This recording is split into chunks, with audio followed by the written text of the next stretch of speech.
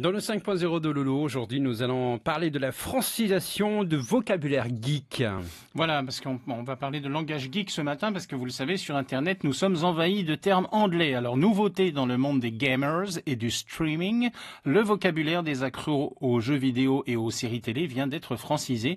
C'est par l'Académie française. Il y a un service, une commission qui s'appelle la Commission générale de terminologie et de néologie qui planche là-dessus et qui a donc francisé des termes anglo-saxons qui ont été popularisés par ces nouveaux usages pour les traduire dans la langue de Molière. Alors une nouvelle liste de mots a donc été inscrite au journal officiel, c'est sérieux, samedi dernier. Alors je ne vais pas vous infliger toute la liste qui est assez longue avec des termes un petit peu abscons parfois, mais je vous ai quand même fait une petite sélection.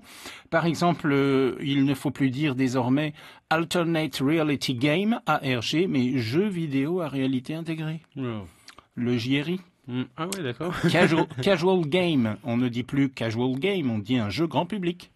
Un casual gamer, devient un joueur ou une joueuse occasionnelle. Du fact-checking, tu sais, quand on vérifie les informations sur Internet, du fact-checking ou du reality check, ça devient la vérification des faits. Les jeux FPS, First Person Shooter, ça devient jeu de tir en vue subjectif, ça devient un JTS, le FPS devient un JTS, c'est dingue. Game Level ou Level, ça devient le niveau de jeu, évidemment. Game Level Designer ou Level Designer, c'est le concepteur de niveau de jeu. Le Hardcore Gamer, là, les gens qui passent leur temps des heures et des heures et des nuits sur un écran, les Hardcore Gamers, ce sont les hyper joueurs ou les hyper joueuses. Le hardcore gaming, donc, c'est une pratique intensive. Le Massively Multiplayer Online Game, le MMOG, ou le MMO Game, devient le jeu en ligne multijoueur de masse. Voilà. Et le Massively Multiplayer Online Role Playing Game, c'est le jeu de rôle en ligne multijoueur de masse. Le Third Person Shooter, le TPS, c'est le jeu de tir en vue objectif. Et puis un petit dernier, Video on Demand, le VOD, ça devient vidéo à la demande, VAD.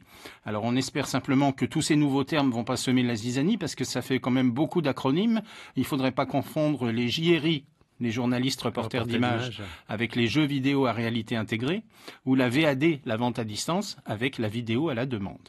Reste enfin à surveiller les prochaines éditions des dictionnaires, puisque ça c'est au journal officiel que ça vient d'être validé, et puis après le Larousse, le Robert, tout ça, ils décideront quels mots ils font entrer ou pas dans leur page. Affaire à suivre. Merci beaucoup, Lolo, t'as